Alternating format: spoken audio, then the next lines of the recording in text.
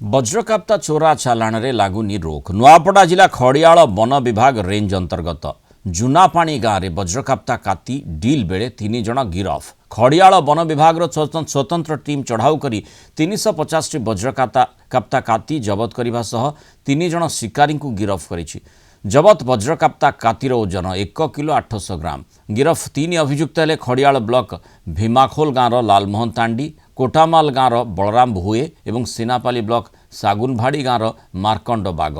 आज ये 3 जन अभियुक्त को नहीं वन विभाग पक्षर सीन रिक्रिएशन करा जायथिला।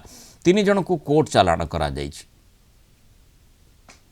पैंगोलिन स्केल रो ट्रांजैक्शन हेबा को जाउछि आउ से खबर पाई कि आमे गोटे टीम गठन करिथिलु।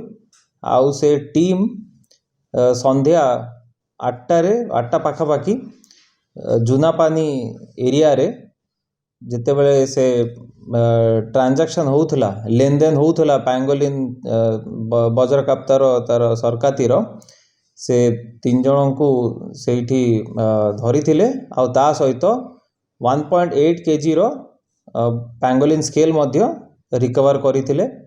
तापरे पचरा पचरी करा जाइछि आउ आज तांको कोर्ट फॉरवर्ड मध्य करा गला।